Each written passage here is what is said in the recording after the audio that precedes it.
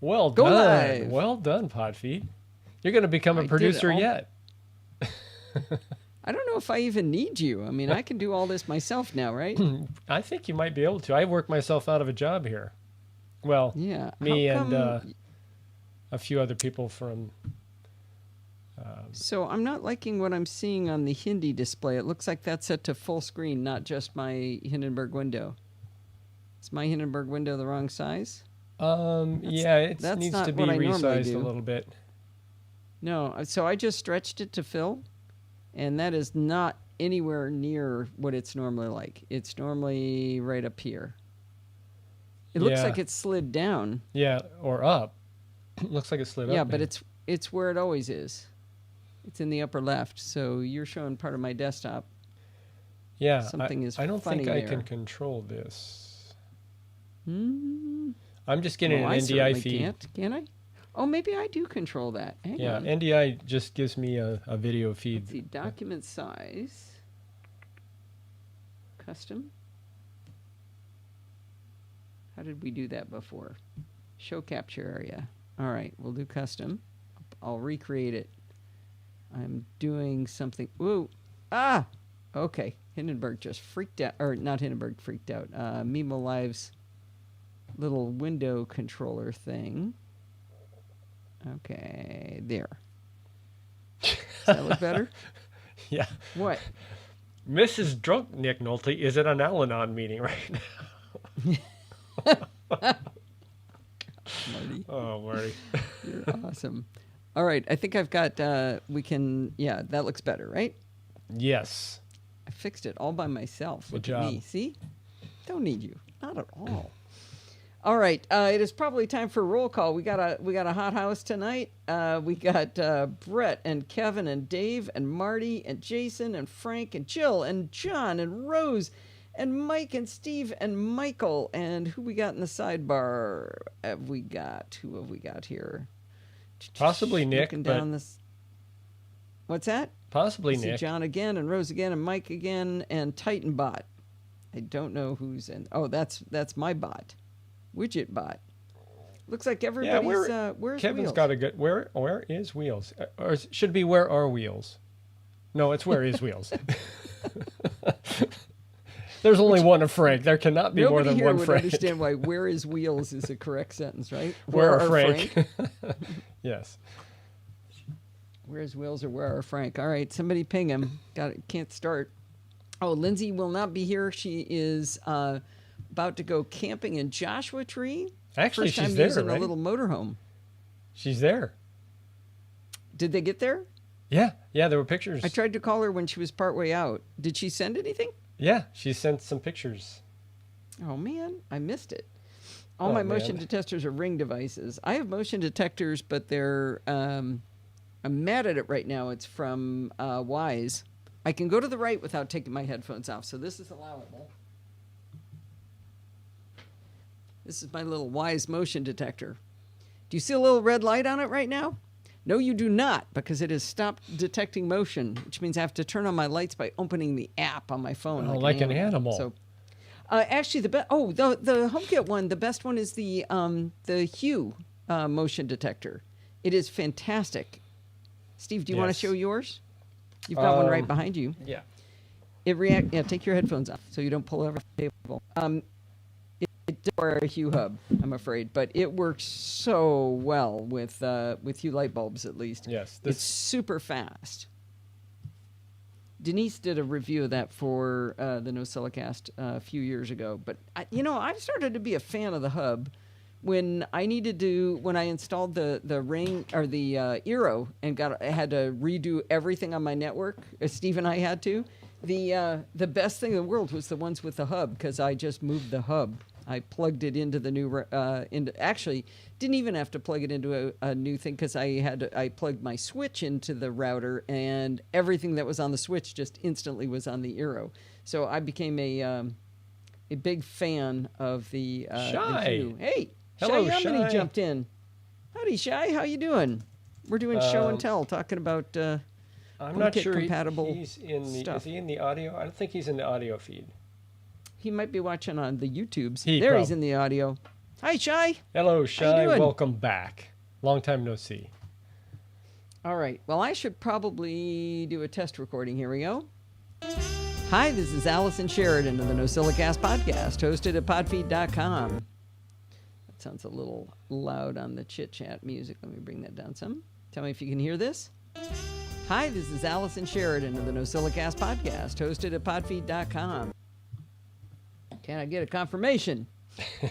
Could the live audience hear it? Yes, you heard it. You hear it fine. Michael hears it. All right, if you can hear it all the way in Japan, others can hear it in Australia. We've straddled the globe. We've got it all, right? Yes. All right, I think I should probably get started. What do you think, Steve? Let's do it. Muting you up. Yes, it is the wrong music. Thank you. Good job, Brett. That was Chit Chat. That was not NosillaCast. Yes, well done. I was just testing you. Yeah, See right. if you noticed. You did that intentionally, I'm sure. And everybody but Jason didn't notice. So that's why we have a guys live can- chat room. Exactly. Well, one of the reasons. It's good to hear from you all again, too, but you are helpful many times. Yep. All right, here we go. I'm going to mute Steve. Steve? Now you're muted. Took 3 tries. All right, here we go. Hi, this is Allison Sheridan of the NosillaCast podcast, hosted at podfeet.com, a technology geek podcast with an ever so slight Apple bias. Today is Sunday, September 27th, 2020, and this is show number 803. Well, this week, Bart Busschots is back with Programming by Stealth, episode 102, or I believe he calls them installments 102, where he gives us our first introduction to the tool Git. In our last Programming by Stealth, we learned about the concept of version control and the evolution from the client-server version control to peer-to-peer version control, and the creation and invention of Git. In this installment, we start learning the fundamental concepts of Git. We learn about the database, the working copy, and the index, and most importantly, we understand the differences because that's critical to effectively using Git. We also dig into the Git database and begin to learn the terminology inside it, which oddly uses English words, but those words might not mean what you think they mean. We gain an understanding of why Git uses SHA-1 hashes, but not for encryption. We start to get into the power of Git as we learn about commits, staging, stashes, and tags. Now, we didn't get to play with Git yet, which was really frustrating. It's just like we're so close to starting, but we do have a challenge, and that is to install Git. And if you want to earn the extra credit, choose and download one or more of the Git GUI clients. Now, this is probably a really good time to start jumping into programming by stealth, because it's sort of the new part of a new segment that we're starting, and I think that makes it a good time to start. You can find the show in your podcatcher of choice by searching for Programming by Stealth, or you can listen directly at podfeed.com. Or even better, I recommend listening and reading along with Bart's tutorial show notes at pbs.bartificer.net. So I'm going to tell you guys some inside baseball. I know Michael likes baseball. Bart did something really funny. So he actually writes his show notes using Git to do version control for them. So when when I'm reading along while he's teaching me, I'm looking at his show notes that I have used Git to bring down to my computer, and I'm watching real time. I'm seeing exactly what's available. I'm looking at the show notes. I'm thinking, he told me it was going to be a short episode. It still wasn't. It was an hour and 12 minutes. But he told me I'm reading. It was going to be short. And I'm reading the show notes, and it's like a page and a half. So I'm texting Steve saying I'm almost done. But then I realized the end of his show notes is a heading, and there's nothing after that heading. There's nothing in that paragraph. And I keep reading, and I'm waiting for him to stop all of a sudden. But he keeps going, and he's got all this stuff, and I'm sitting there thinking, where has he got all these show notes? Well, it turns out he had messed up the way he used Git to produce the show notes about Git. He had posted them into a private repository for his security bits show notes, which was really funny that he did it. He just made a complete mess of it. And so once I got it back, I was able to create the show and everything. But it was pretty funny that he actually messed up the show notes because he was using Git to explain Git. All right. You have a reminder to save and chapter mark? Good job. I did save PBS 102. PBS 102. Introducing Git.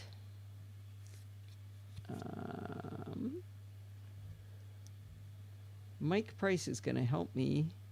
He claims if I give him time to help me, that he's going to help me automate this menu that drives me crazy, these putting in the chapter marks that drives me crazy. If you give him time? Yeah, I have to give him he said, pick a time. I'm going to help you fix that. So, because I would think he would be volunteering the time. He is volunteering the time. Okay. But I have to give him a time. Got it. I have to say, okay, now. And I just haven't gotten to it. Do that. I need to. Because now I've thrown the challenge down. He says he needs instructions too. Yep. So you've seen what I've just had to do. Actually, did you show that on screen? No, that wasn't on screen. This? Let me delete this chapter mark and let him see what I have to do. Let's see. How do I delete a chapter mark? Can I delete it? Yeah, delete it. Okay. So here I am.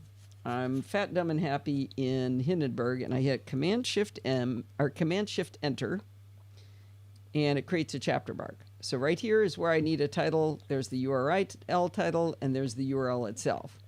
What I'm doing is I've got another app here. This should be covering it up. This is my show notes in Mars Edit.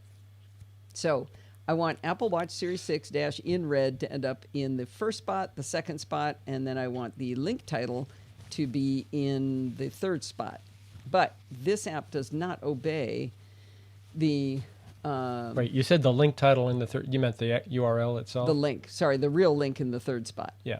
So what I can do is I can hit Command-C, and I come over here, and I hit Command-V and tab Command-V, and then I go to the URL. I have to come back over here. I have to right-click. I have to copy link. I come back over here, and URL is not selected. Ooh. So I could use a clipboard manager, but that doesn't help me either because it's not selected. So I have to double-click and hit Paste and hit Enter. That's what I'm trying to automate. And I will send you my my Keyboard Maestro command that doesn't work. It's got lots of pauses. It worked at one time, as I It did. recall. And that's what I've been complaining about is it's so fragile. It worked for like 3 weeks in a row. Dave Hamilton wrote it. We did it together at Macstock, and it worked great. And then it stopped working. So do you think it's Hindenburg that changed, or do you think it's something else? No, I think it's Keyboard Maestro being fragile. It's fragile rock. Get it? But they're not obeying the presence. What's that feature called in Mac OS? Keeping focus. Keeping focus on that field. But if they kept focus, I could simply bring up my clipboard manager, copy and paste. I could bring it over here, and I could select this. I could hit, click this, hit tab, click this, hit tab, click that. But I can't because as soon as I click over here on my clipboard manager, it removes focus from over here, and I can't paste. I see. All right. Mike liked my fragile rock, my Fraggle Rock reference there. So that's the problem to be solved. All right, I got work to do. I'm going to mute Steve. I do have a chapter mark. Muting Steve.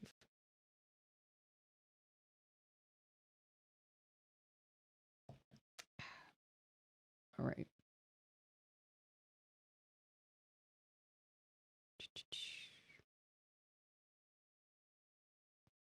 When the first Apple Watch came out, I bought it, and I thought it was pretty cool. When the Series 3 came out, I bought that one too. The jump in speed was fantastic and well worth the money. When the Series 4 came out, the increase in screen size was a game changer, so I bought that one too. We got the ECG monitor with that update as well, and it was, I would say, the Series 4 was the biggest change I've seen in an Apple Watch to date. When the Series 5 came out, I bought that one too. The big wow feature was the always-on display. Sure, it had a compass and noise detection, but it was that always-on display that was the big attraction. And I could not have been more disappointed to find out that having the screen always on meant having a dead watch by 8 p.m. for me. I do two workouts. I don't want to stutter that early into it.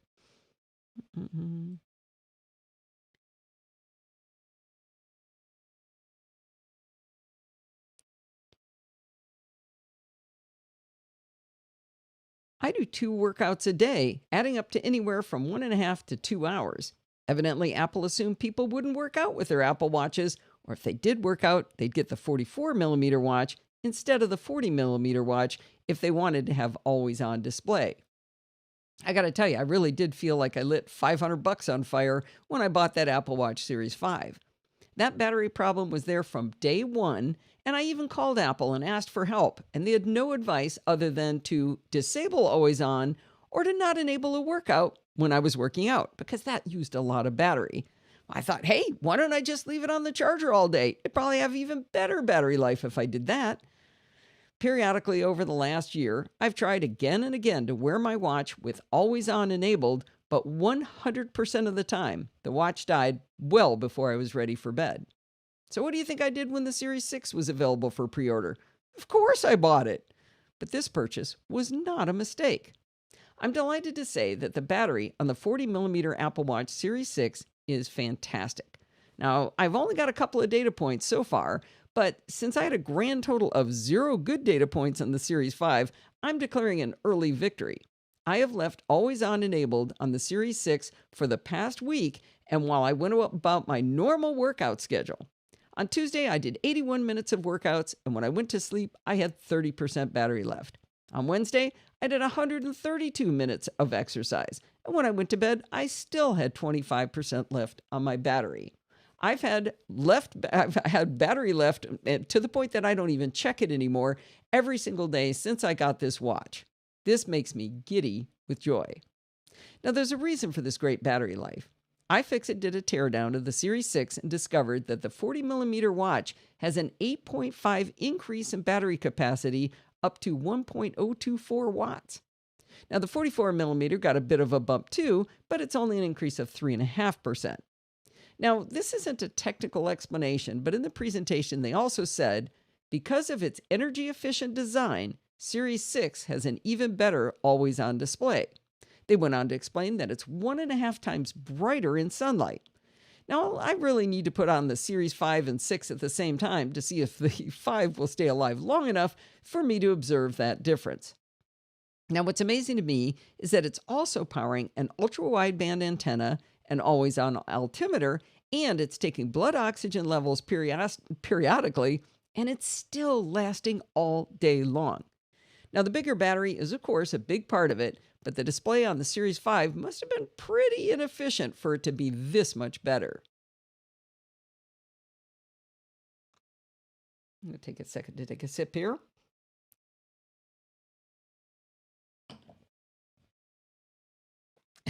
Save chapter mark said, like I know what I'm talking about. Nicely played. All right. All right, all this technical stuff is really swell, but let's talk about the best part of my new Apple Watch Series 6. I bought it in red. I seriously think that over time, that's what's really going to make me happiest about this watch. My Series 5 looked exactly like my Series 4, and I never loved it. My iPhone XS looked nearly identical to my iPhone 10, and I thought that purchase was a waste of good money too. Even my 16-inch Metal bored me quite quickly as I bought it in the same space gray of my 15-inch from 3 years earlier. I think color matters. When I rushed to buy the Apple Watch Series 6, I really wanted to buy it with the new Solo Loop, but more specifically with the braided Solo Loop. I configured my watch, but I could not get the buy button to light up. I exited and tried to buy on another device, and again, it wouldn't let me buy it.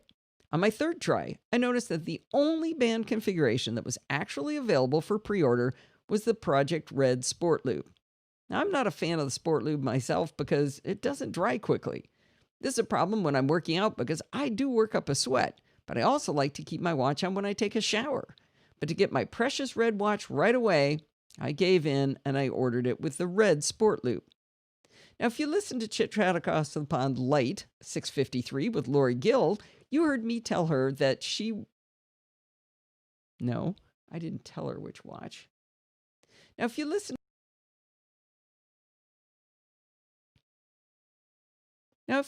to Chit Chat Across the Pond Light, the most recent one with Laura Gill, you heard her tell me that she went for the blue watch because she was afraid the red might be kind of chintzy looking. I think the red is simply gorgeous.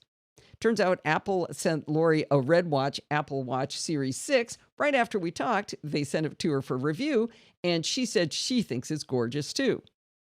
I've heard people worrying about buying the product red Apple Watch because they were afraid it would clash with some of their existing watch bands.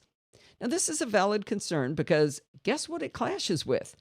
The red Sport Loop it ships with that I didn't want to buy in the first place. The Sport Loop is just barely on the orange side of red, and it does not look good at all with the deep red of the Apple Watch. For Christmas one year, Steve indulged me with a scarlet modern buckle. That's the leather one with a really cool clasp.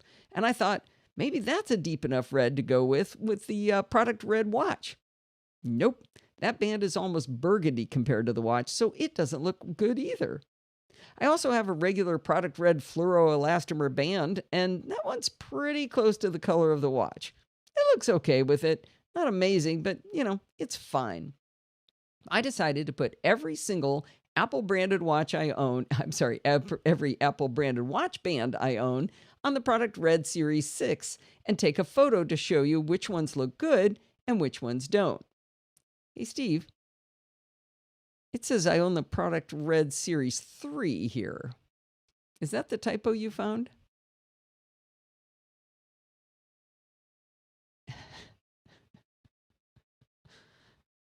Steve?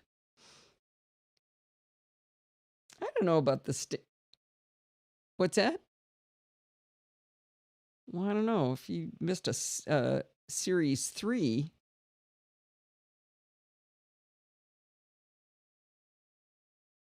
Oh, you didn't think it was like your job? Let's see. No, this is not the right one. No, come on. Apple Watch Series 6, that one. Fine. Yet. Series 3. Nope, not that time. That time's okay. Yep. Series 6. Okay, let me make sure I send that to blog before I forget. No, I don't I don't necessarily need an exact match, but I need something that doesn't clash. Look at that color difference. I don't know. It's kind of dark in here.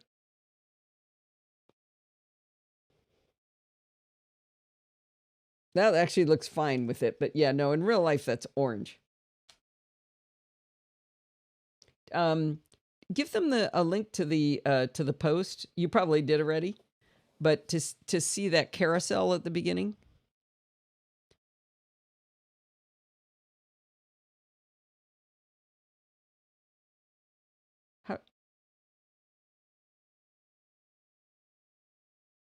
I never put it up without the carousel.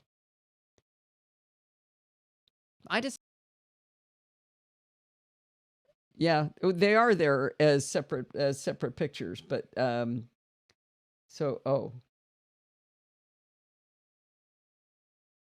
I see what you're doing. Okay, yeah, that's not the original. That's just the way it works in the carousel. All right, where do you think I was? I decided probably. Fine. I decided to. There it is. I decided to put every.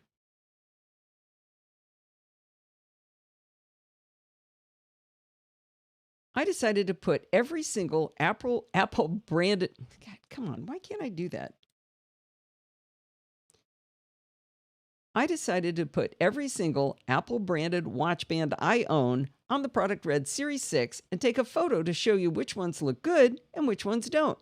I created a carousel of photos to show off the different bands so you can see for yourself. I'm kind of proud of that carousel. I've never done one of those before. Anyway, I'm really glad I did this because I was rather surprised at what band looks the best with the Apple Watch, the Red Edition. It's the black and the red bands. Black with red is outstanding. I mean, it makes me think of my red Tesla. It's so cool looking. Now, this might not be what most women would like, but I think it's stunning, and so does Steve. It's hard to describe why the white with red looks so cool, but the white really stands out against the red, and I love that one too. Unsurprisingly, my lime green and canary yellow fluoroelastomer bands are positively garish with the red, so I'll probably wear those when I'm mixing and matching my garish colors of workout gear that I do just to annoy Steve. A couple of other colors work well with the red, like the dusty blue and the Pride Sports Loop, but the black and the white are still my favorites. The bottom line is that if you have a Series 5, you definitely don't need a Series 6, but I found it to be a much bigger upgrade, mostly for the battery and a lot for the colors, than I thought it would be. I've also decided that I will always try to change colors when I spend a lot of money on Apple gear, so my brain is convinced it's different enough to justify the cost. Okay, now I'm going to there's a little bit more before I do my chapter mark. Don't worry, Jill. Okay. Panicked. Yep, nope, not yet. Okay. I mentioned that Lori Gill and I have been chatting back and forth about the Series 6. She did a lot of extensive testing, and she wrote a very extensive article on iMore, link in the show notes, about the Apple Watch Series 6. She explored in detail the health and well-being aspects of the device. I was completely floored to find out that she not only linked to my article, but she even quoted me in hers. She was looking for backup evidence that the Apple Watch Series 6 truly does have a much better battery life, especially for the 40mm watch. I was very excited and flattered that she did that. Lori Gill rocks. All right. Now we can say chapter marker. And now I will go through the tedium. Command-Shift-M. Select Marty's title. I get to play now because Marty's up. With an audio input, right? Yeah. Excellent. Here he goes. The only thing I don't like is coming on after Marty. It's like coming on after Alistair. Yeah, exactly. Exactly. Well, luckily he doesn't have a New Zealand accent. I Yeah, mean, the two that's combined, like but he's a definitely double got, whammy. yeah, he's got a good voice. Here we go. That she did that. Lori Gill rocks. This is Marty Gensius, known to the chat room castaways as Drunk Nick Nolte. I work as a faculty member at Kent State University, and with the pandemic, my job, like many, has moved to my home. Something you have to know about university faculty besides our teaching, much of our time is spent in meetings. Program meetings, department meetings, committee meetings, meetings with students, dissertation meetings, research planning meetings, promotion and tenure review meetings, professional association board meetings, lots of meetings. And dare I say it, almost all of those meetings are needed to work with students and keep universities going. As such, my job has switched to a series of online meetings. Some meetings I schedule, and many others are planned for me. Faculty are pretty independent thinkers. Although the university supports one platform for online meetings, we're using everything: Microsoft Teams, Zoom, WebEx, Google Hangouts, GoToMeeting, FaceTime, just to name a few. My problem is I get meeting notices in a variety of ways through emails, instant messaging, and some are put in my calendar through university calendar invites. So when it comes time to meeting, I have to search through various meeting link for that particular meeting. That can be pretty frustrating. I've gotten into the habit of copying meeting URLs into my Fantastical calendar, but I still have to search for that link in Fantastical when it comes time for a meeting. A simple, free tool that I found and live by to organize my meeting links is Meter. It's spelled Meeter, and sorry, if you were thinking MEAT, you're wrong, and it has nothing to do with barbecue. Meter is available on Mac OS, Windows, Chrome platforms, and iOS. You can find Meter at trymeter.com. It's also available through the SetApp service. When you load Meter, it asks permission to access your calendar, search for meeting URLs, and add them to the Meter menu bar dropdown. You also have the option to add your contacts as speed dial selections. Once set up, Meter scans your calendars for URLs for meetings and then incorporates them into the menu bar dropdown. If you manually add appointments and meetings to your calendar, Meter adds them to your menu bar. Simple as that. When it's time for the meeting, click the drop-down menu and then click on the Join button for the appropriate meeting, and away you go. So for me, Meter has solved my frantic search for online meeting links. I can find them all in one place at the top of my screen in my menu bar.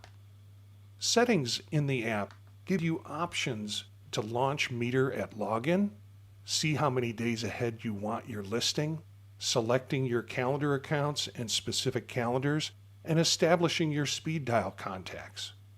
I enjoy many of the advanced Pro features, particularly the countdown clock to my next meeting and showing a short meeting title, both in the menu bar. Notifications can be set ahead of each meeting. You can decide for each meeting app in the advanced settings if you want Meter to open the meeting in the native app or if you want it to open in a particular browser if a native app is not available. For example, I have it set to open my Zoom and Microsoft Teams meetings in their native app, which is faster than opening in the browser. But for WebEx and Google Meet, I have Meter open them in Chrome. During COVID, the developers are giving everyone the option for Meter Pro features free of cost. The last Pro version upgrade cost $6.99, but it's free for now. Should I ever have to pay $6.99, I'd gladly do that to support this app. If your stay-in and shelter workday currently consists of online meeting after online meeting, try this gem of an app to get them in one click. That was so good. Yes, I very love well this. done, Marty. I Thank you. am going to make a little comment at the end there. Save chapter mark. Said like I love that. That's awesome. Okay, I'm going to do a little ending here. Of online meeting after online meeting, try this gem of an app to get them in one click. Thanks, Marty. That was fantastic. I love your description, and it sounds really useful. I don't have a full schedule these days, but I thought it'd be fun to give it a try since it's free. So I tested Meter on my Mac, and it did everything he said. It was fantastic. But I also tested it with VoiceOver. And with one exception, it actually worked very, very well. I was able to navigate the upcoming list of meetings and select the Zoom call button. And then when I selected it, it launched Zoom for me, just like it was supposed to. On the speed dial section, there are two options. One is to add a contact manually by typing in their FaceTime ID/number and their name. And the second is to import someone from your contacts. With VoiceOver, I was able to import a contact from my contacts without any problems. I was not, however, able to add a contact manually. VoiceOver correctly read out that I had two text fields to type in, but I was unable to type in them when VoiceOver was enabled. I sent a note to the developers to ask them to fix it, and I explained exactly what was wrong, and they wrote back and said, yeah, we'll take a look at that and see if we can fix it. I expect they'll be able to do it. Luckily, of the features to have not working properly, I don't think this one seems like that big of a loss, because if someone is important enough to have in your speed dial, you probably already have them in your contacts, and Meter will do that for you, even with VoiceOver enabled.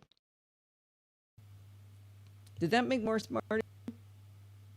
Marty and I were chatting a little bit in Slack about this. That was what I was trying to explain. Who's the developer for Meter? I don't know. Trymeter.com. I typed to them. Okay. All right. How's our time getting to be? Yeah, 16 minutes. I think we're going to be going all the way here. Okay. Meaning you're going to do both of the last two? Probably. All right. Probably. All right, here goes. Pledge break. I don't know if you've noticed this, but many of us are no longer going about our normal daily routines, and one of those things we stopped doing is commuting to work and back. While losing part of that daily grind is one of the few silver linings, it turns out that's when a lot of people used to listen to podcasts. When you combine that with the massive loss in income, the impact on podcasters turns out to be significant. Actually, does that make sense? When you combine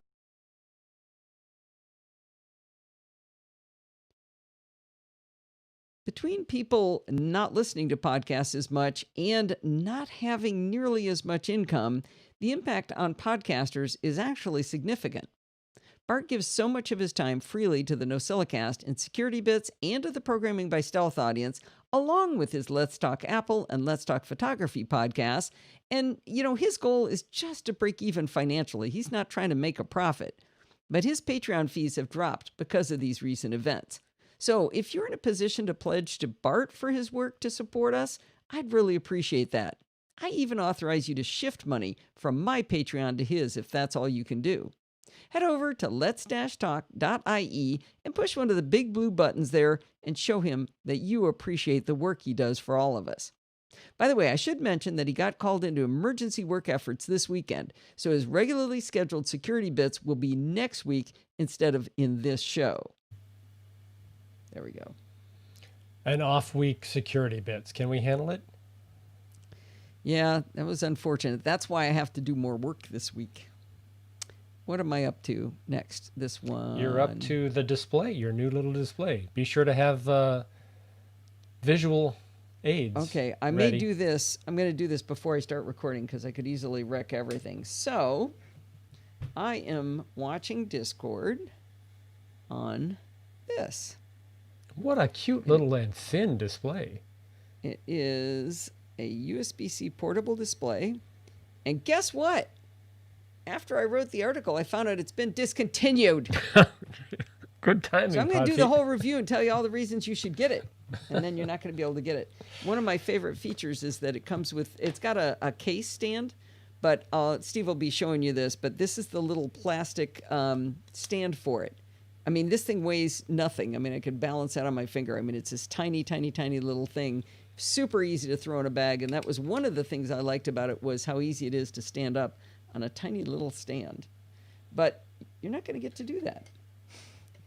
I do give you some other options in the article. So is this the one with the battery? No, this doesn't have a battery. Nice. Can we buy yours? Nope. I'll give you other options. No, it does not have a battery. All right. Oh, should I do a chapter mark? Yes, I think Jill reminded you a little while ago, maybe I think twice. she did. I know, that's why I'm doing it, because Jill told me She to. she has a unique way of reminding you. Save chapter mark. She's just combining some things. Save and insert a chapter mark. Save chapter mark. Like I know what I'm talking about. Save all marks. Save all marks. Nice. Okay, work. that's pretty funny right there. All right, here we go. Muting Steve. And back to here. How come I can hear you? I just muted you. No, why can't I hear you? No, you are muted in Discord. Oh, no, I'm an idiot. I've been muting you in Mimo Live. No, that's what I want. I don't know what I want, but I can't hear you now. Now he's muted. Okay. I've been listening to you in the wrong thing. Okay. Here we go. Last month, I reviewed the portable Usbc. It was a 15.6-inch, 16 by 9 aspect ratio display with a resolution of 1920 by 1080. Pat Dengler had loaned it to me to see if it would give me the extra screen real estate I need during the production of the live show and when maybe to use when doing the show away from home. While the display definitely did the job, the low resolution was something I wasn't wild about, and it was also way bigger than what I needed or wanted. The diagonal dimension at 15.6 inches combined with the 16 by 9 aspect ratio gave it a huge footprint on my desk. The way the cover folds, or I should say unfolds to turn into a stand, took up even more space on my desk. I loved the idea of a temporary third display, and I loved the fact that it was really thin and light and I was able to throw it into my laptop bag for travel. But that fuzzy screen and the huge footprint was out of the question for me. I went on the hunt for a smaller portable display with higher resolution that was maybe around the size of a big iPad Pro. The good news is that there's a lot of players in this market. The bad news is there's a lot of players in this market. Normally you just go to the name brands you know and trust, but I'm not finding many name brands that I've actually heard of. There's a few from known brands, but they're super expensive, like the recently announced Lenovo ThinkVision M14T mobile monitor. That's a 14-inch display with touch sensitivity and pen support, but it's expected to start at $449. I was kind of looking more in the sub-$200 range. I decided to narrow down my options on Amazon to two basic characteristics. I wanted small, so I chose around 13 inches, and I wanted high resolution. On a screen that small, 2K looks fantastic, so there was no need to go to 4K. This got me down to a couple of options, and to be honest, after an hour or so of reading specs on brightness, comparing reviews, and trying to figure out which ones were real, I realized the cost was $100-$200, so it probably didn't really matter which one I bought. For completeness and reasons you'll understand at the end of my review, I'll tell you about the ones I did not choose. I didn't find anything wrong with these models, and they all came with between 4 and 5 stars on Amazon. It was seriously hard to choose. The form factor I didn't choose was a 13.3-inch 2K display that used a foldable case as the stand, exactly like the lapel I borrowed from Pat. Two manufacturers have what appears to be an identical product, and they're both $160 on Amazon from Eladwino and Corkia. And there's links in the show notes if you decide to buy one of those.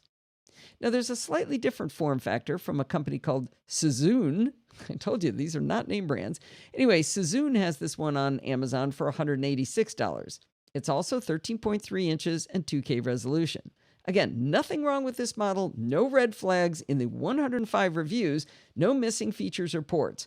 I simply had to make a decision and pick one. I chose the Yo-Yo.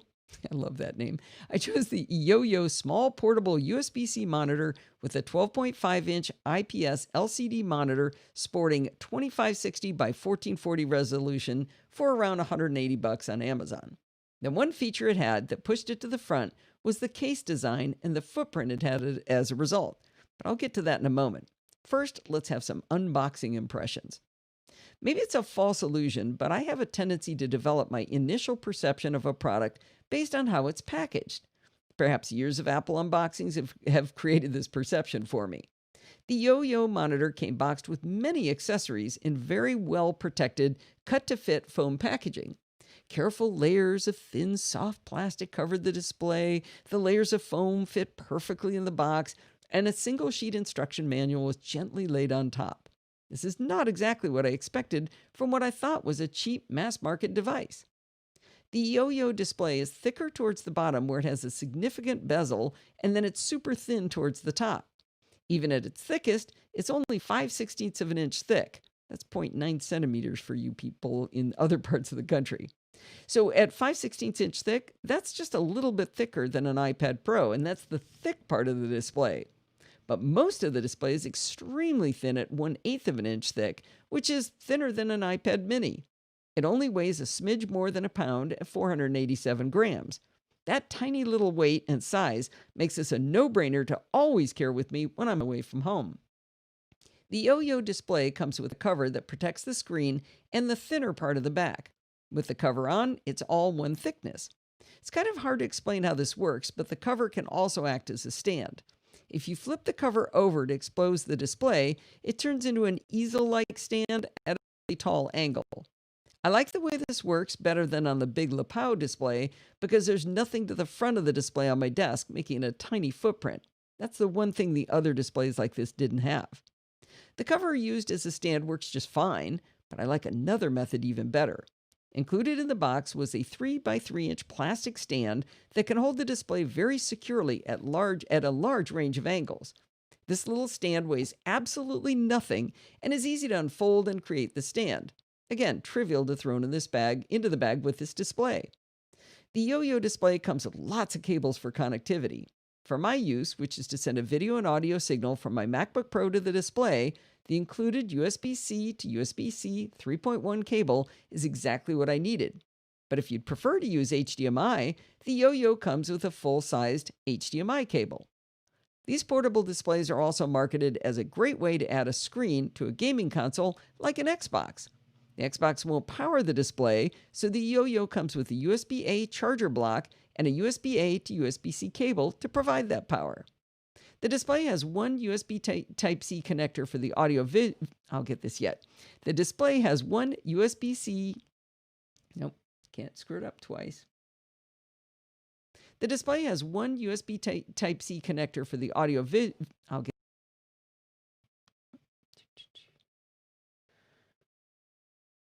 Oh, that's an easier way to cut it.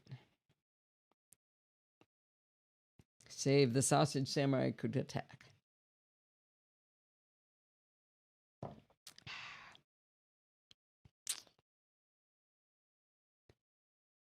The display has one USB-C... Really? One more time.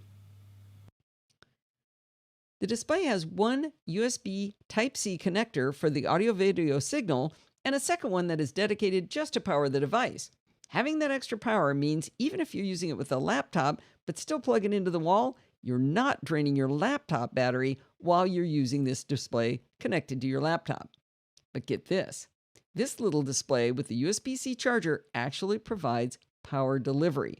According to the one-page manual, they say you can charge your laptop using the Yo-Yo for pass-through power delivery. Now, the included charger block is only 5 watts, and in my testing, shockingly, it didn't charge my 16-inch MacBook Pro, which actually prefers something more in the order of 65 to 100 watts. I wondered what would happen if I tried using my 65-watt Eggtronic gallium nitride USB-C charger plugged into the Yo-Yo and then USB-C to my MacBook Pro. I figured I had about a 30% chance of blowing the circuitry on that little display, but for science, I gave it a try anyway. It didn't blow up the display, but it also didn't work. The display started showing the Yo-Yo name blinking on and off repeatedly, so I quickly unplugged it. Now, this was kind of a non-necessary experiment because if I had my big girl charger, I could just plug that into the MacBook Pro and then USB-C off to the display. Now, I suppose if you had a 12-inch MacBook Adorable, which only has one USB-C port, this might be the only way it could work. Now that I think about it, I've still got one of those. There's another experiment I could do. Well, in a more practical example, having the ability to power the display and take an HDMI signal means you can use the Yo-Yo with something like a Nintendo Switch or a Raspberry Pi. Think about it. When you go on travel, you can bring a Nintendo Switch, you got a display, you can play games. It'd be awesome. If you got an Android phone with USB-C and your phone supports this, you can use the eYoYo as a big screen for your phone. I tried it with my Motorola G7, but evidently that device doesn't support external displays. I'd like to test it with my Raspberry Pi. For the life of me, I can't find it. Don't tell Ed, okay? He gave it to me. It's so tiny, I'm sure it's hiding in one of my many electronics drawers, but I simply can't find it. I mentioned that I can plug in a USB-A cable to the eYoYo. That seemed unnecessary, but it means... Actually, no, I didn't mention it. That was the other way. The eYoYo also sports a USB-A port. That seemed unnecessary, but it means you can plug in a good old-fashioned USB-A mouse or keyboard. I hounded around in those same mysterious electronics drawers, still not finding the Raspberry Pi, and I found an old mouse, and sure enough, it worked perfectly with my Mac and the eYoYo display. Now, enough about connectivity. How does the eYoYo look? It looks really good. One reason is that the eYoYo sports 1,000 nits of brightness. I like a display, and even if I set it at scale, it's still pretty great. When I first plugged it into my Mac, it automatically adjusted to default for display in system preferences. That's 2560 by 1440 as promised. Well, it turns out on a 12.5-inch display, this is insane. I can technically read it, and it gets a lot of information on screen, but the text might be a tad bit small even for me. One of the scaled options is 1080p, which is 1920 by 1080, and you know what? That actually looks pretty good. It's still super sharp, but not microscopic text. The eYoYo has two ways of controlling things like screen brightness and contrast. On the right side, there are 3 buttons. The middle button invokes an on-screen menu that actually has more controls than I think I should be allowed to play with. I mean, it's got HDR, overscan, color, contrast, and a bunch of things I don't even understand. When I first tried to mess with it, I could not figure out how to use these 3 buttons to navigate between the controls.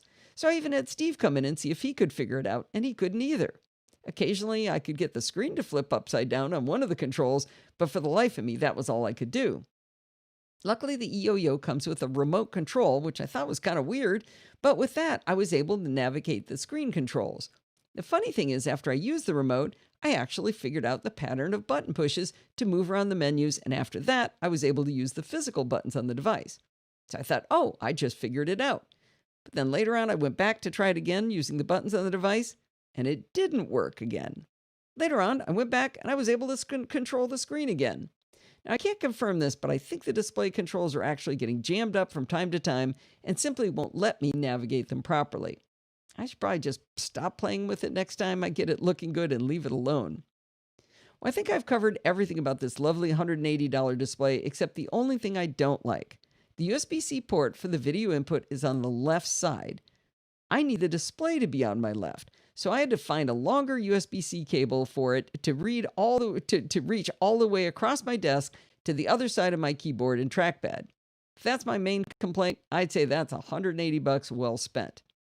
Now, if I were the type to give stars in my reviews, I'd give the eYoYo 12.5-inch 2K USB-C portable monitor 4.9 stars. But now you're going to be really mad at me. After I wrote all this up, I checked on Amazon and it was currently unavailable. I wrote to eYoYo and I explained I was writing this review and I needed to know, was it temporarily out of stock or was it discontinued? And they said it's discontinued. So, you know what? I did all the work of writing this review and I did all the work of figuring everything out about this. I was going to give it to you anyway. But I tell you why this is okay. Because everybody's needs are different. So you probably don't want the exact display I purchased, but it gives you an idea of what you would want to buy, what's going to be important to you. And you've got the other options I mentioned up front to choose from in the 2K category of tiny displays. But I would like you to note that I made a big deal out of making sure this was a 2K display, and then I told you I dumbed it down to 1080p. Turns out there are a lot more options at 1080p in this tiny size, so maybe it doesn't have to be 2K. Maybe it was just 1080p in the big size of the lapel that made it look bad. Maybe if you got a small one, 1080p is fine. It's also possible 12.5 inches is too small for you, so you might want to bump it up and look at the 13 and 14-inch portable displays. I gotta say, I'm delighted with this new display for me, and I plan on using it for all of my mobile work and for the live show to get just that little bit more screen real estate. Okay, before you go fix that typo, There we go. before you fix I'm that typo, hungry. Marty noted it. I can tell I'm starting to get a little shaky. Are you not hearing me, Potfeet? Which isn't good because I have a really Allison. long thing to do. Allison, Where's Do you my, not hear where did me? I talk about how long the display is. Allison. Read, or it was supposed to be reach. I don't think she hears me. You could blame Sandy for missing that Series 3. Oh, Allison, Steve's look waving at at the me video. because don't I have think muted you've- both sources. Hi, dear. Yeah. So I've already fixed that typo. Marty noted it. Which one? Read versus reach. Okay, well, I just fixed it again, too, so I don't know it's probably going to be fine. Thank Okay. you. And How did Marty notice that? Was it because I said read instead of reach? no. He must have read the blog post. He mentioned Your the blog husband. post. Steve is talking to you, Allison. Pod feet. I was reading the blog. Also, Mark was asking, or no, I think it was Mark was asking about why don't we use, well, let me back up. Why don't I use my iPad for this? No, first it was Sidecar. Why don't we use Sidecar? I think, who asked Did you that? explain why? And that's because it was a Wi-Fi connection. It was messing up your video feed. We had all Mimo sorts of Live problems with Mimo Live. Gets angry if I have Wi-Fi on. I don't even have to turn on. I don't have to even start to use Sidecar. Just turning Wi-Fi on, it all goes in the pooper. and then, Actually, and then Steve, Wi-Fi's on right now. And I'm seeing a little glitching here and there. It's not real bad, but it's occurring occasionally. Interesting. But the fun, Mark- second thing, Or Marty, why wouldn't you just run the apps on the iPad? So I've the reason I can't do that is because the way you're hearing me in Discord, it has to be coming from me here on my mic. You wouldn't be able to hear me on my mic and hear me on playback on Hindenburg. You wouldn't have been able to hear Marty's if it was on the iPad. I So it has to occasionally talk run- myself into thinking that would work, and then it has doesn't. to run natively on the computer that you're sending information from, which Right. is your MacBook Pro. I do periodically ping Oliver, the guy that owns Boinks, who wrote Mimo Live, Mimo Live. Yeah. asking him to fix this for me. And then the second question does Sidecar have a hardwired connection? I don't think it does. It's Wi-Fi only. You can do it hardwired and it's better, but you have to have Wi-Fi enabled. So just having it, it can be hardwired, but you have to have Wi-Fi on. So there's Even some if you're not using communication Wi-Fi. with Wi-Fi that happens. Yeah, I've even tried. I talked to Dave Hamilton about this, and we even tried. He uses Mimo Live also. I even tried turning on Wi-Fi, but disconnecting from all routers. So first of all, I Right. tried to just disconnect from the main router, but then I disconnected from all routers, and it still messes it up. So that's annoying. I appreciate you trying to think of stuff. If you can try, keep going. Yeah. Give me More another power idea. to you. We've I'll been be through all this over many it. times. But keep it coming. Yeah. I would like to know the answer to that. So you got one more to go. You have time? Yeah. I'm only at 30 minutes and I get crap from. Yeah. So this one, Well, I did tell everybody that, see, if I save it, here's why I would like to save it. this is If a I long save it, one. it gives Sandy a chance to proofread it. If I save it, I don't have to do as much work next week, which means I can work on my video for Don a week early. If I can get my video going for Don a week early, it means I can go to San Diego and see my grandchildren. I say grandchildren went out. And I can blame it on Bart. Oh, he'll love that. What do you guys think? Plus, it's 5:57. That's yeah, sold. you know how long this blog post is? That's a 15-minute read right there. Yeah. And I'm really hungry. I think you Sold. save it. All right, good.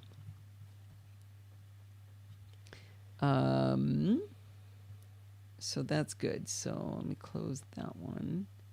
I need to move the blog post. Do you want to give them a little teaser of what it's about? Yeah, it's about a really, really cool web service called Loom. It's a Actually, since Well, so they're in you the know live what? Right show, now we're I'm going to doing give video. them. I'm going to give Right them now the we're do- post. Yeah, you can. Right now we're doing video, and it's being broadcast live. It's being created live on YouTube, right? Imagine doing screencasting where it's live onto the web.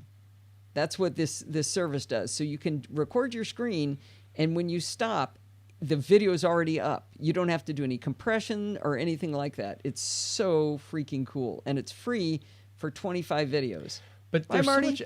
there's so much editing in screencasting. Well, this isn't like you would do a screencast. Oh, I thought you said this is for. Yeah, What did it's you recording your screen and recording a video of yourself. I mean, if you don't want to do any editing, if you for $8 a month you get advanced editing. But I am not going to do that. Oh, come on. Did I just save? Oh, here. 804. Yeah. Okay. All right.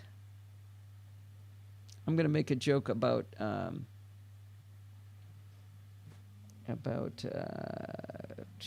throwing Bart under the bus. Have you done a Save save chapter recently? marks and update it, put it in the link, and do the other thing. Well done, Jill. You covered all bases there, just in case. All right. I'm going to vamp here. Let's see how I do.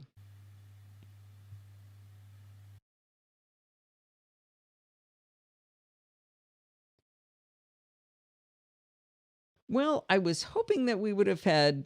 No, I'm going to say it that way. That's all right. Like I said up front, we do not have a security bits this week, so I am going to wind us up.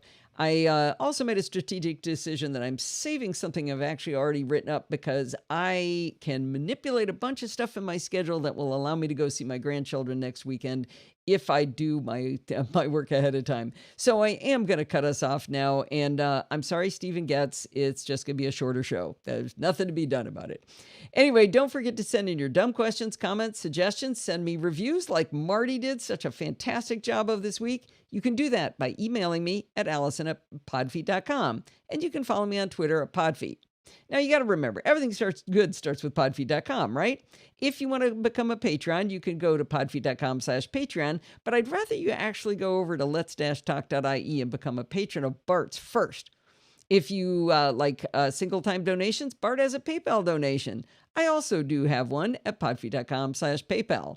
If you want to join in the conversation, we talked a lot last week about getting together on Slack. You can do that by going to podfeet.com/Slack. Or if you still like Facebook, podfeet.com/Facebook. We're there too.